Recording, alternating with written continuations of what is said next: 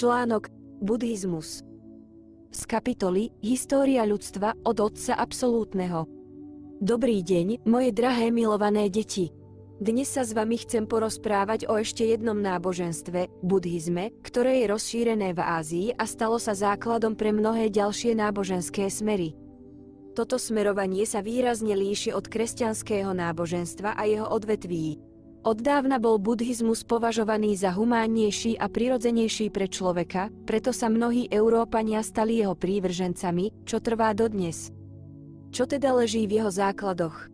Predovšetkým je to učenie o reinkarnácii, ktoré bolo vyňaté z pôvodných kresťanských zdrojov, a o karme, ktorá ovplyvňuje ďalšie ľudské inkarnácie.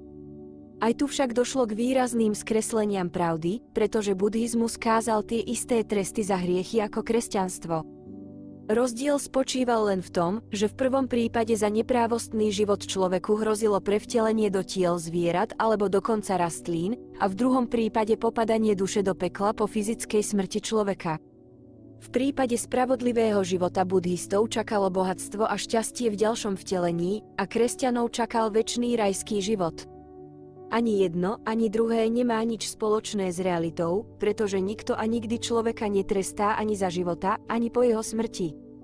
Každá ľudská duša prechádza svojou sériou vtelení s tými úlohami, ktoré si sama pred seba kladie.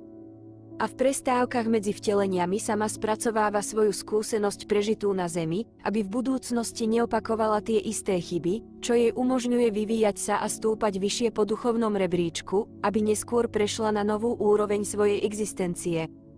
Táto pravda nebola odhalená buddhistickým náboženstvom, rovnako ako všetkými ostatnými. A predsa sa ľuďom zdá príťažlivejšia vďaka tomu, že v nej nie sú také prísne kánony a obrady ako v ostatných náboženstvách.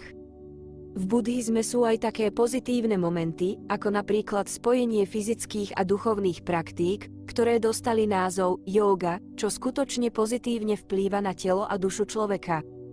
Okrem toho, v tomto náboženstve je nemalo vonkajších veľmi pôsobivých efektov, ako napríklad zázraky fyzickej vytrvalosti, ktoré predvádzajú jogíni, čo inšpiratívne pôsobí na ľudí a chcú sa k tomuto neobyčajnému náboženstvu pripojiť. A predsa aj toto náboženstvo, najneškodnejšie zo všetkých, nedáva človeku to najdôležitejšie, pocit jeho spolupatričnosti k stvoriteľovi a úplnej vnútornej slobody, čo prispieva k sebarealizácii vo všetkých jeho podobách, mentálnej, emocionálnej, fyzickej, profesionálnej, pretože aj buddhistické náboženstvo stavia človeka do určitých rámcov závislosti od vonkajších faktorov. Tu sa dnes zastavíme. Milujúci vás nesmierne Otec Absolút s vami hovoril. Prijala Marta. Článok Bahajská viera z kapitoly História ľudstva od Otca Absolútneho. Dobrý deň, moje drahé milované deti. Dnes by som chcel uzavrieť náš rozhovor o náboženstvách. Ako vidíte, takmer všetky z nich boli vytvorené s cieľom podriadiť ľudské vedomie určitým dogmám, ktoré neodhaľovali božský potenciál čistých ľudských duší, ale, naopak, nútili ich naň zabudnúť. A predsa v súčasnosti existuje jedno náboženstvo, o ktorom málo kto vie, ale ktoré v sebe nesie hlavné postuláty božskosti, lásku a súcit, jednotu a bratstvo všetkých ľudí. Je to bahajská viera, ktorá vznikla relatívne nedávno, asi pred 200 rokmi. A keďže všetky jej princípy idú proti všeobecne uznávanému náboženskému smerovaniu, ktoré vytvorili drakoreptiliáni a Svätého Strážia, prívrženci tohto náboženstva boli po celý čas jeho existencie vystavení všemožným útokom a prenasledovaniu. A predsa dodnes žije. V súčasnosti je jej centrom malý pozemok v meste Haifa na území dnešného Izraela, na ktorom nasledovníci tohto náboženstva vytvorili nevídané krásne bahajské záhrady. A tí, ktorí mali to šťastie tam byť, určite cítili energiu lásky a jednoty, ktorá v tomto požehnanom mieste vládne. Snáď to ani nie je náboženstvo, ale spôsob myslenia a spôsob existencie jej nasledovníkov, ktorí považujú všetkých ľudí za svojich bratov a sestry. Je im cudzie rozdeľovanie ľudí podľa národnostných, náboženských, sociálnych znakov. Veria, že všetky nezhody medzi krajinami sa dajú vyriešiť mierovou cestou a že len láska je schopná spojiť všetky krajiny a národy, aby všetci ľudia na zemi žili v mieri a súlade. A samozrejme, takéto duchovné bratstvo vyvoláva najkrutejšie podráždenie a odmietanie zo strany oficiálnych náboženských konfesií, pretože ničí pyramídu náboženskej moci, ktorá bola po stáročia budovaná predstaviteľmi drakoreptiliánov a už pevne zakotvila na zemi. Takmer celé ľudstvo sa ocitlo vo vlasti náboženských egregorov, ktoré spoľahlivo držia ľudí vo svojich klietkach, omamujúcich vedomie systémom vierovyznaní, ktorých základom je strach a poslušnosť pred prísnym Bohom a jeho námestníkmi na zemi. Odpojiť sa od týchto mocných egregorov nie je ľahké ani pre tých, ktorí sa nepovažujú za skutočne veriacich, pretože zvyky a tradície, ktoré majú svoj pôvod v tých či oných náboženstvách, už pevne vstúpili do vášho každodenného života. Ale ak k tomu pristúpite vedome, s hlbokým pochopením príčin a následkov vzniku náboženstiev, nepochybne v tom uspejete. A ja vám na to žehnám.